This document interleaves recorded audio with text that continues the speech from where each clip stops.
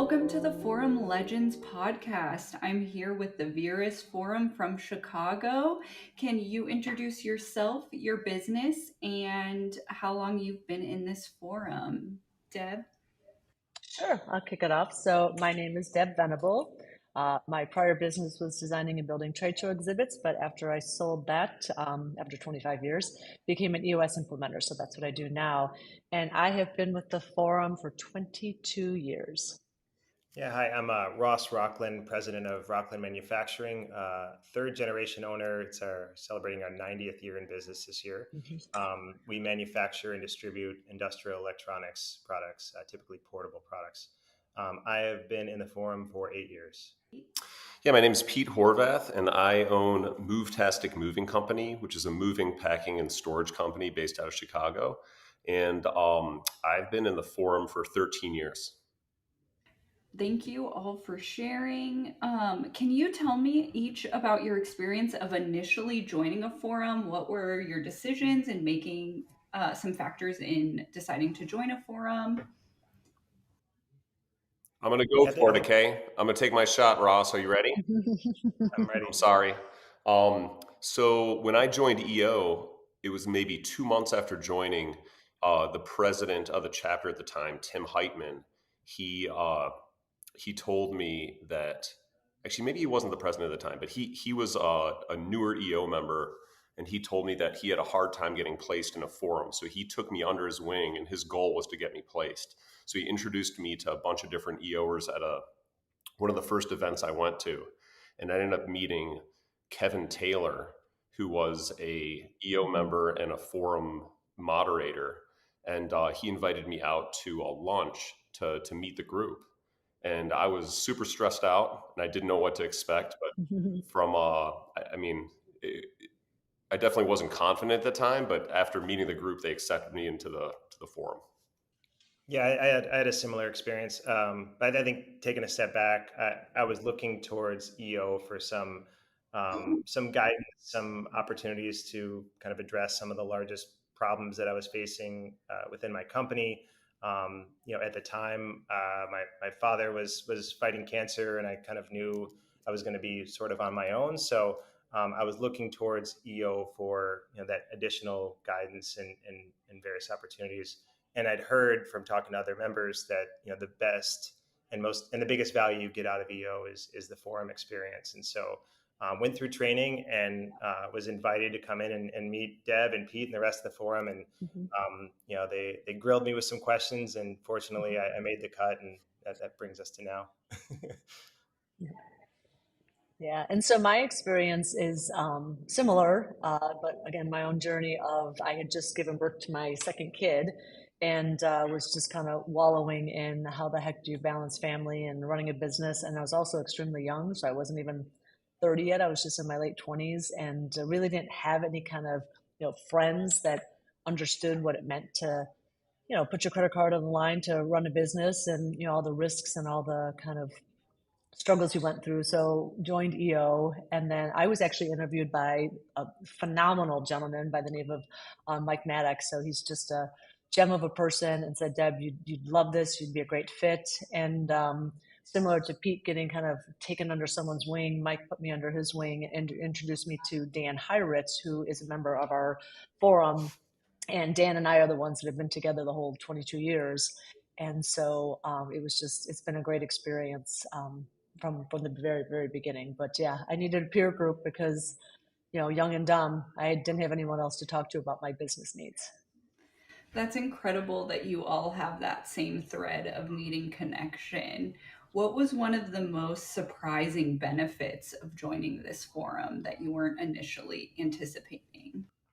I think from my experience, I didn't mention when I first found the forum, it's because I was near disaster mode with my business. I was lamenting to my insurance agent at the time, who was an EO member, and he said, "You know what? If you need help with your company, I have a group that you should look at." And that's when I found EO. And what I didn't know, it was essentially group therapy. They really don't bill it as that. I jokingly call it AA for business owners, but it really is it's phenomenal to get so many experiences from other people that wear the CEO hat. And it's the only type of, uh, I don't know, only type of group I found like this. And so just getting like experience shares based on running a company there, and I don't have any other group like that. Yeah, I'll jump in to say that one of the most surprising benefits was just the different perspectives. So even though we have these great businesses that we run and they're similar, they're so different, but then also just the personal perspectives. I mean, our forum is very diverse from ethnicity to religion to business types to everything. And so I think for me, one of the kind of biggest surprise benefits was just learning so much more, not only about business, but myself and other people, and just, again, opening myself up to the whole world kind of thing. Yeah, I would agree with all of that, and I think another surprising one for me was accountability. So I Mm-hmm. previously worked in larger companies, and you have accountability, and you report to a boss, and when you're running a company, you may not have that accountability source, right? And so that's something we've really focused on over the last few years, instilling kind of a culture of accountability within the forum structure. And we've done that through kind of personal action plans that we all report out. How's it going for you? Are you hitting your rocks? Are you not? Let's dig into that a little deeper. So that source of accountability that I think is lacking a lot of times when you own a business, was something that was surprising that and has been hugely beneficial. So all forums are unique, and your forum in total has been together for 22 years. So you would be considered a forum legend. So can we kind of break down how you set up your forums? Do you find that and this can be just a pop in anyone answer, is it more of a highly structured forum, or are you a little bit more casual? I would say we are very structured. So we are pretty tight. We follow a lot of the best practices. We, as Ross said, we really hold each other accountable, and that means you're not you're not 30 seconds late to a meeting. We really put ourselves on a high pedestal for respecting one another, really honoring what we say we're going to do. So I think that that's one of the reasons that we're together, is that structure and those guardrails helps us stay focused and helps us get the best out of the 4 to 5 hours that we spend together every month. So for sure, we're structured and disciplined. Right.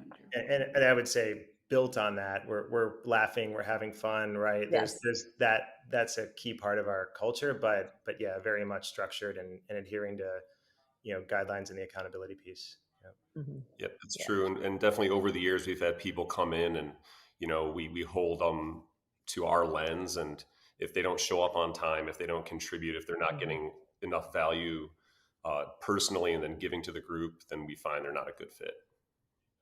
Yeah.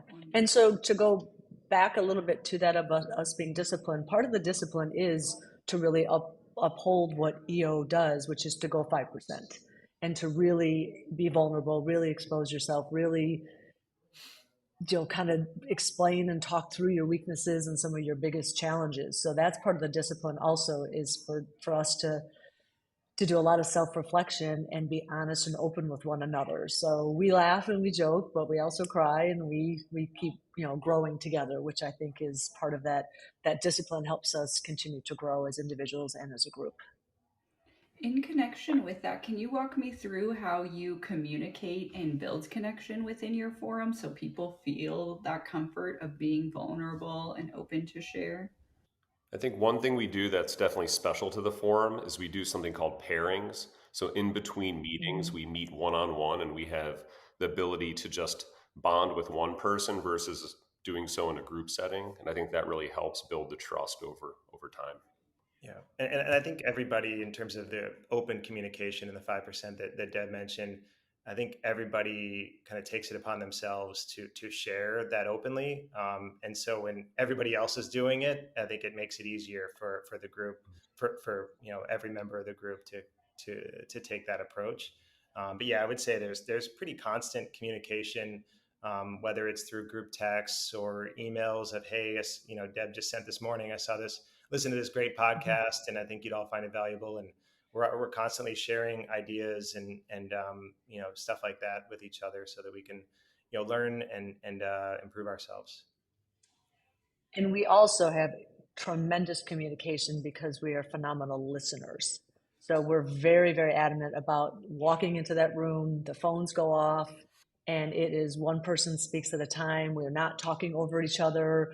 We're very, very conscious of making sure that we're growing that skill of being a good listener, which therefore makes us better communicators because we've actually heard the person in its entirety versus jumping around all the place. So I think we've really become great listeners as well as great communicators. In addition to your one-on-one pairings and your monthly meetings, what other scheduled meetings do you have throughout the year for your forum? So I'll take this one and say that we have a group of 8 of us, and we have our monthly meeting, which is a given, right? But some of those meetings, we do earmark 2 of them, one to be a day treat where we spend an entire day together and we'll bring in a speaker or we'll bring in kind of some subject matter that maybe we're all struggling with. And then we also do our retreat where we go away to someplace, just different and fun and, connect with other EOers and again, do some deep work on ourselves and our businesses. So those are 2 other kind of places that we work, also do the pairings. And then we're also very adamant about like who's going to what event and who wants to carpool and who's going to be there and let's meet up beforehand for coffee. I mean, we just constantly stay kind of connected to one another. So the meetings are obviously scheduled for the whole year. We always know it's the second Tuesday or second Tuesday of every month, and we stick to that. And so aside from our regular meeting, we've got the day treat and retreat, and then the pairings are kind of the big other one. Yeah, and we're layering on a new one in January that we're focusing on our annual planning, both individually, for ourselves, for our companies, but also, adding what's our long-term goal and outlook for the forum too. So that's going to be a whole day exercise that we're going to work on together. So it'll be 3 kind of full days like that where we kind of take a step back from the typical forum approach. And then we take the summer off, which is nice to kind of get a break, and then everybody comes back really refreshed and looking forward to that first meeting in September when we come back to. And then like unofficial get-togethers, the Venn diagram of hobbies. The 3 of us are runners. We meet up at races, and then Deb's generous enough to invite us out on her boat. We bring the kids, and so there's all these little kind of impromptu hangouts that are always a bonding experience, and they're always great. Yeah, I've heard about Deb's boat, so I am trying to be there get invited for the next one. Open invitation to anybody anytime. So has the structure kind of been the same over the 22 years, or have you really refined it over time to what it is today? Yeah, I mean, I'm the longest, forum mate here in this podcast, and we are constantly working on ourselves, on the forum, evolving, changing, bringing new ideas, new, just kind of formats to the group. And it's kind of like, if you think about it, it's kind of like a marriage, right? Like you have some kind of relationship with somebody, and okay, so you have little kids, and then they grow up, and then you're an empty nester, and maybe now you have health concerns. Whatever it is similar to what we've been going through for 20 some years. Is we've evolved and we've changed and we've aged, and marriages, divorces, parents passing away, all these different things I think have forced us to be not just so stuck with what did we do day one, but what do we need now, and then how do we best service ourselves as individuals and then the forum. So we're constantly tweaking little things here just to keep working on ourselves and working on ourselves as a forum and as a group, for sure. I think that's a really good way to put it, Deb. And then I found in my experience that EO has best practices on how to run the group. And then we have multiple EOS implementers that have great ideas outside the norm. And so we kind of like pick and choose and get a tailored forum methodology that we apply to our group. And we find out what works and what doesn't. We constantly tinker and tweak with it, which I think is really special to the group. So it's never really boring.